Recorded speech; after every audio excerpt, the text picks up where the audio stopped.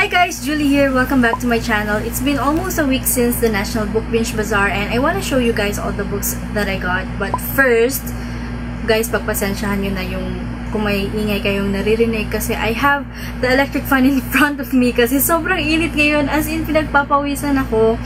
And ewan ko ba, it's almost 7 PM pero ang init-init pa rin. But anyway, I really apologize for the noise that you'll be hearing pero hindi ko kaya mag-film guys na walang electric fan kasi sobrang init at matutunaw ako.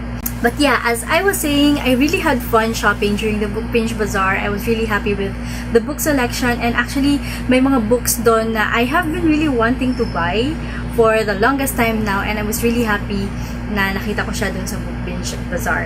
I was there during the first day because National Bookstore invited us to the special preview. So we were there like 2 hours before the doors actually opened for the public. So I got first dibs and I was really able to see all the books that were available during the Book Binge Bazaar. And I was able to get all the books that I wanted. But bumalik ako nung second day and I think I got 3 books. And then the last day and I got 2 books. I went a little bit crazy shopping for books, but you know what, I told myself, sobrang mura naman siya and sobrang sulit naman siya. And I love to read books. All the books that I buy, binabasa ko talaga siya. It takes a while nga lang bago ko siya mabasa, but I will eventually read the books. And I love collecting books. So, yun, pinagbigyan ko na yung sarili ko. Parang early Christmas gift ko na lang sa sarili ko. Wow, not justify. But anyway, I have around 20-ish books that I want to show you guys. So let's just proceed with the haul. The first book that I got is Shinin Girl by Liana. And honestly guys, I am not really familiar about this book. I have never heard about this book before. And one of the reasons why I got this is because of the book cover. I think it's really quirky and pretty and scary. But yeah, I really love the girl illustration and this is a paranormal book. I know guys, paranormal and hindi ko nga alam ba't ko kinuha tong book na to. But it has ghosts in it. I think it follows the story of May. She spends her summer in a mansion tutoring a rich man's daughter. Little did she know that the mansion is actually haunted. So every night she hears this like unexplained noises, mga howling, thumping, crying, and all that stuff.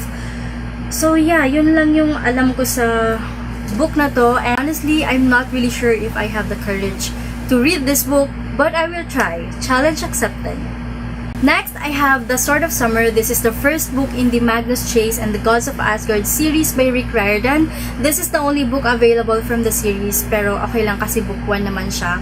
This book or this series is based on Norse mythology and it follows the story of Magnus Chase. He is a demigod. He is the son of Frey, the Vanir god of fertility, and he is also the cousin of Annabeth Chase, which of course is one of the main characters in the Percy Jackson and the Olympian series, as well as the Heroes of Olympus series. I am really super excited to read this book. I love Riordan. I've read some of his books before, especially yung Percy Jackson and the Olympian series. I think I've read the books 1, 2, and 3, pero I don't have physical copies of those books. E-book lang. But yeah, I'm really excited to read this one, but I still need to get the book 2, which is, I believe that one is Hammer of Thor, and then the book 3 is Ship of the Dead. So, kailangan ko munang bilihin yung book 2 and book 3 for me to be able to start reading this. Kasi ganun ako guys, pag nagbabasa ko ng series, gusto ko kompleto yung books. Kasi ayokong nabibitin. But yeah, super excited to get to this book. I have a sci-fi novel and it is The Diabolic by S.J. Kingcaid. This is quite a popular book. A lot of people have been talking about this, especially in the bookish community.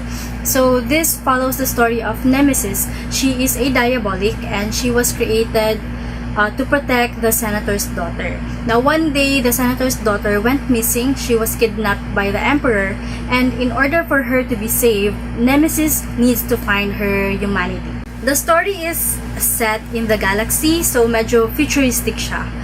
But yeah, yun lang yung alam ko sa book na to, but I am really excited to read this book. Next, I have a series and it is actually a trilogy. It is the Queen of Hearts trilogy by Colleen. And honestly guys, I am not really familiar about this series. Again, I have never heard about these books before, but I am happy na available yung tatlong books. Yun nga lang, paperback to. So yun, medyo nakaka-OC pero okay lang din naman. So yan, we have the first book which is The Queen of Hearts. And then we have Blood of Wonderland and what's this? War of the Cards. And as you can tell by the book cover, this is a retelling of Alice in Wonderland.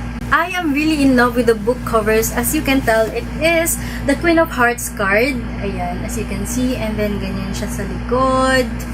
And then this one, I really love the back cover though. It has a tree and a bear and a fire, sword, what else? Mushroom, but this one is my favorite. Yan. It has a cat, my bird, I don't know what that bird is, my heart, and then my hat, which actually reminds me of the Mad Hatter. So yeah, pretty excited to read these books as well.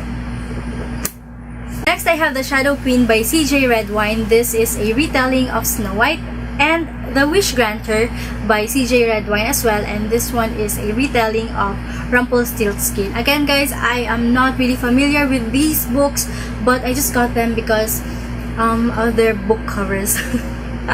Ganun ako minsan guys, binibili ko yung book because of the book cover, and I mean, just look at that. It is so pretty, and it really reminds me of Snow White and Rumpelstiltskin. I mean, just look at this. I'm not sure if you can see it, but meron siyang needle. Ayan, that's a needle right there.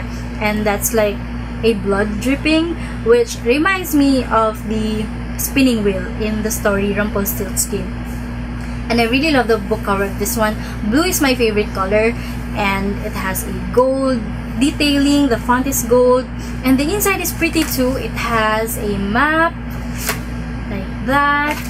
And this one has a map as well. I believe this is like the map of the kingdom. Ayan. Next, I have a duology, and it is The Wrath and the Dawn and The Rose and the Dagger by Renee Adieh. This is a retelling of the Arabian Nights, and this is a fantasy series. Parang lahat yata ng books na nakuha ko, puro retellings. But anyway, I have heard a lot of good things about these books, and these are really quite popular on Goodreads, which is why I was really happy na nakita ko siya dun sa Binge Bazaar. And I mean, just look at that, really pretty book cover as well, especially this one. And this is a signed copy, which is really cool. So ayan, well, look at her though, she's like a princess in the Arabian desert. And hanapin natin yung signature. Wait lang, it's here somewhere. Yung pala wala no. Found it! Yeah. Next, I have The Afterlife of Holly Chase by Cynthia, and this is actually based on the classic novella A Christmas Carol by Charles Dickens. So this follows the story of Holly Chase. One Christmas Eve, she was visited by three ghosts, which represents the past, present, and future.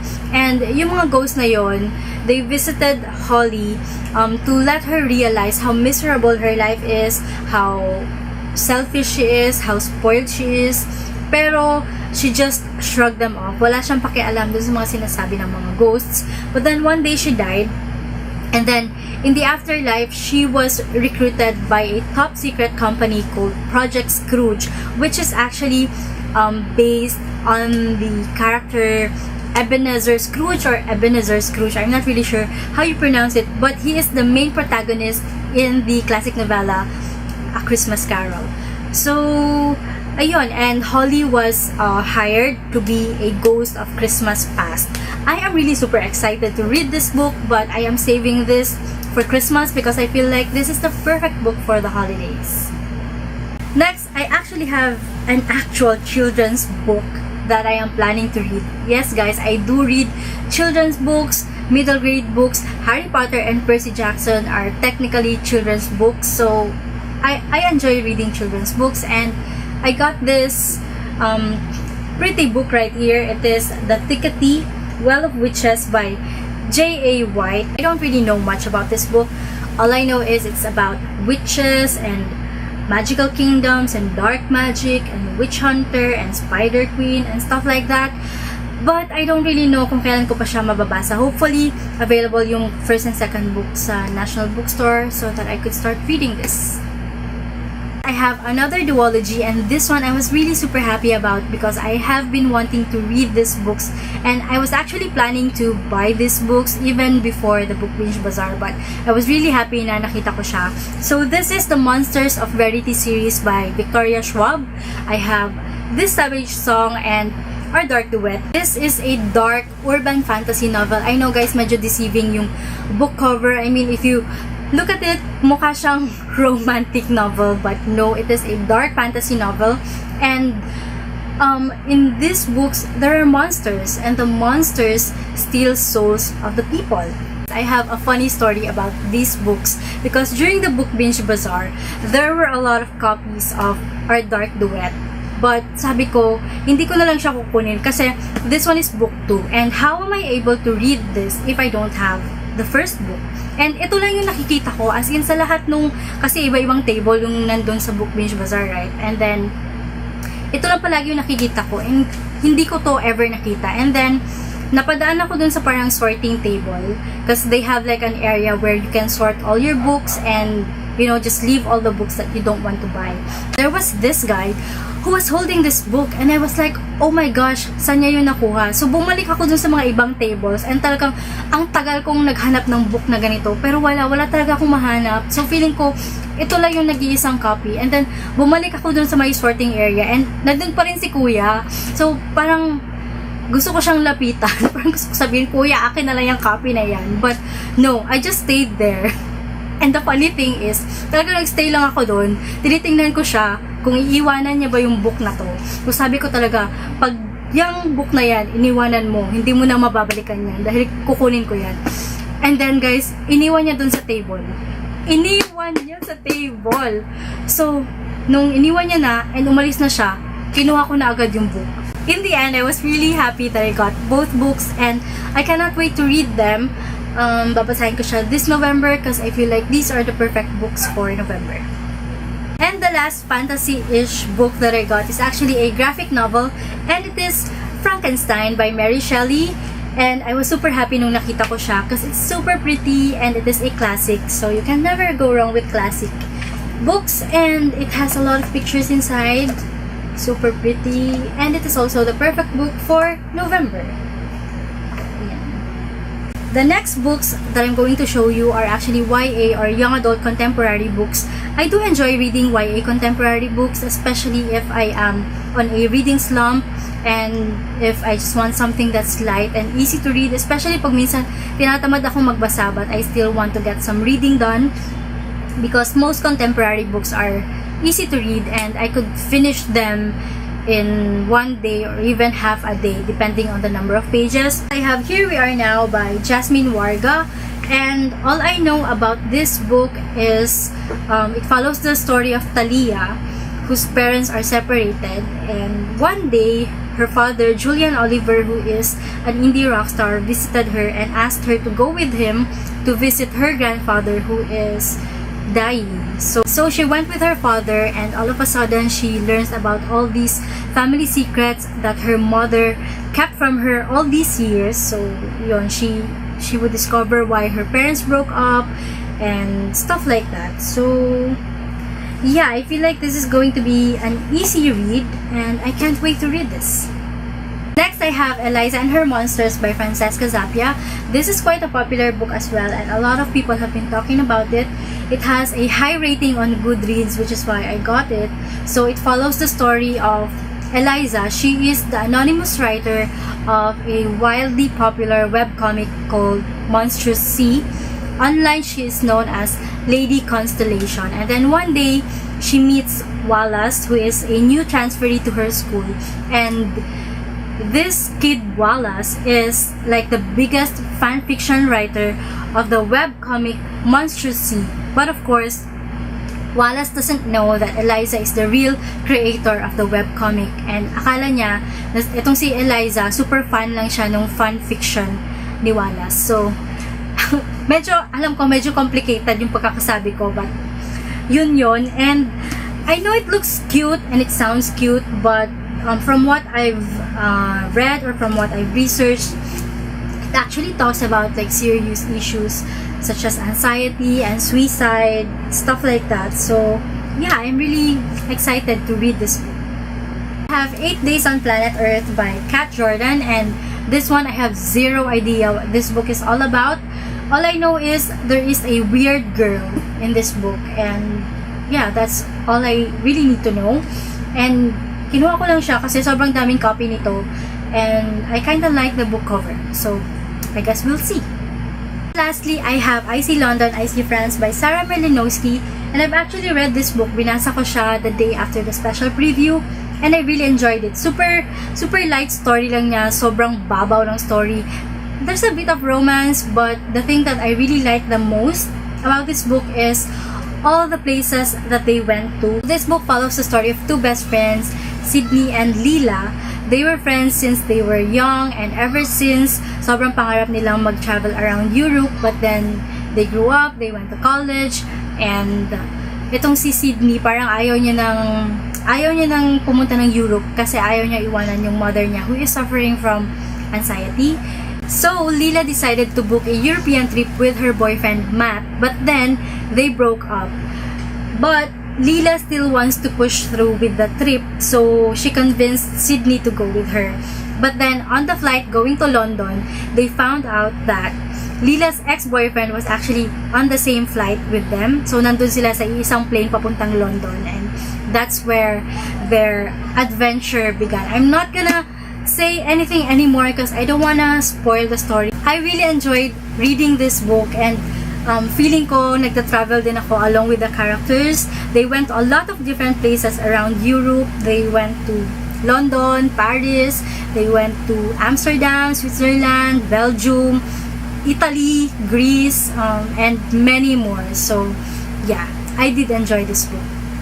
Those are all the books that I got from the Book Binge Bazaar, but I also want to show you 2 other books that I got from the actual store ng National Bookstore, if that makes sense. Because aside from the Book Binge Bazaar, National Bookstore is also having their cut price sale. I think tag-start sila nung October 19 and it will end on November 4. So I got 2 books that I've actually been wanting to read. First one is The Hate You Give by Angie Thomas, and I actually got this days before the Book Binge Bazaar, and little did I know na available pala siya dun sa Book Binge Bazaar. Kung alam ko lang, sana dun na lang ako bumili. But I still got this for 20% off, and I've actually read this book. As you can tell, I've already annotated this book, and yeah, this follows the story of 16-year-old Star who witnessed her childhood best friend being killed by the police. This book is inspired by the Black Lives Matter movement, and it discusses a lot of different issues